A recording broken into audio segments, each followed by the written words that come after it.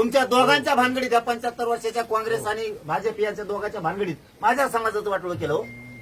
काय केलं माझ्या लेकरांनी? 50 वर्षात नोंद होती, याचा अर्थ आम्हाला आरक्षण होतं. कोण बॅकलॉग भरून काढणार आमचा? काय केलं ते ईडब्ल्यूच्या लेकरांनी? एसीबीचे आरक्षण तुम्ही दिलं. विद्युत मधले 2014चे पीएसआय तसेच पडले, लग्न झालं नाही. एक पीएसआय डीवायएसपी माझ्याकडे अमरावतीत आला होता, माझी निवड झाली म्हणला, फक्त नियुक्ती दिली जायची. पुऱ्या गावात मिरवणूक काढली, अख्खे गाव जमले. गरीबाचा पोरग डीवायएसपी झाल्यामुळे अख्खे गाव शेजारचे जमले. 13,000 लोक मिरवणुकीला आले, गाव गुलालाने भरलं. 15 दिवसाने मग जमलं म्हणे. मोठ्या घरची पोरगी मिळाली, सासऱ्याने हुंडा बी रेटून दिला. खुश झालं ते, पोरगी चांगली मिळाली, हुंडा मिळाला. पण सासऱ्याचं आबऱ्या जाऊनच होतं. सासरा म्हणला, तू जेव्हा ती टोपी घालून येशील तेव्हा लग्न करू. आता बोध त्याच्या डोक्याला टोपी लागली नाही, लग्नच मोडलं. सासरा म्हणला, जेव्हा तू अधिकारी होशील त्यामुळे दिलेली नाही पोरगी. जर त्याचं लग्न व्हाय ना, आणि तुमची नोकरीही नाही. गावात जात नाही म्हणे मी, 6 वर्ष झालं म्हणे गावात जात नाही. मिरवणूक घेऊन गावात गेलो, कसं जाऊ? हे खोटं नाही साहेब, हे तळमळ आहे माझ्या समाजाच्या लेकराची. रडते दांतरवाली ती, त्यांना वाट नाही ठेवली तुम्ही मन मोकळं करायला. कुणी तुमच्या काँग्रेस, भाजप, शिवसेना, राष्ट्रवादींनी माझ्या गरीब मराठ्यांना वाट नाही ठेवली. तुम्ही फक्त तुमचं बघित, आणि आम्हाला तुमच्यात वाटलं की तुम्ही बघणारे नाहीत. माझ्या जातीचं कल्याण होतंय म्हणून मी 100% फडणवीस साहेबाला करायला म्हणून तुम्हाला बोलिलं. आम्हाला वाटलं ह्या माणसात काहीतरी बोलण्यात आत्मविश्वास आहे. कोण नाही आम्हाला, आमच्या वेदना कोणी ऐकून घेत नाही, कोणाला टाइम नाही. काय केलं ह्या लेकरांनी? एसीबीसीचे पोरं तसेच पडून येत, ईडब्ल्यूचं तसेच पडून येत. काय अडचण आहे तुम्हाला अधिसंख्य पद निर्माण करायला? त्यांची काय चुकी? निवड तर झाली.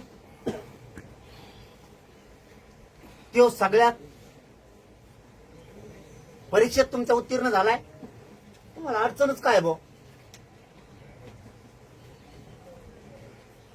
नियमात सगळ्या अटी पूर्ण केल्यात म्हणून सारथीत 80,000 पोरं गेलेत. कमून बाबा शिष्यवृत्तीसाठी वाटलं करता त्याच?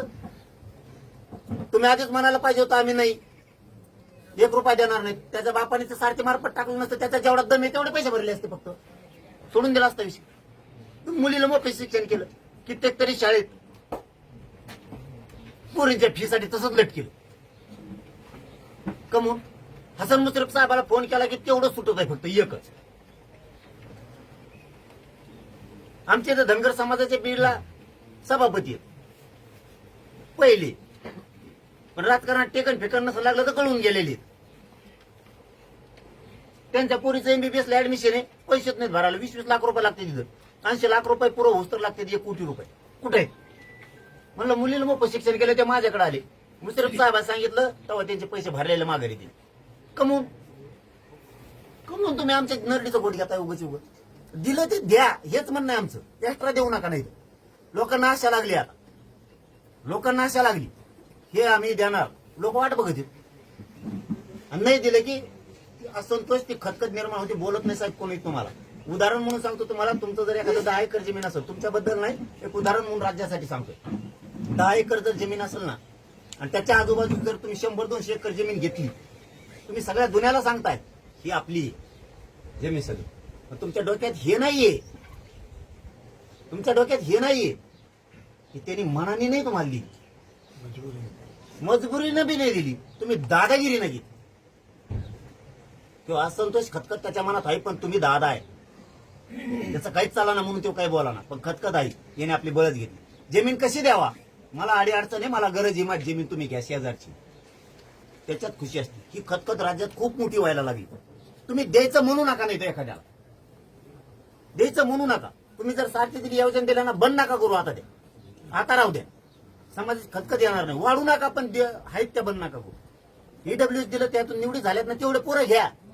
पुन्हा सांगून ठेवा त्यांना, म्हणजे ते त्यात भानगडीत पडणार नाही. तुम्ही म्हणता आम्ही घेऊ, अशी कित्येक बी आहे. स्वयंरोजगाराचा तोच विषय. हे तुमचेच लोक आहेत, तुम्ही मनत जे केले तर तुमच्याच होती.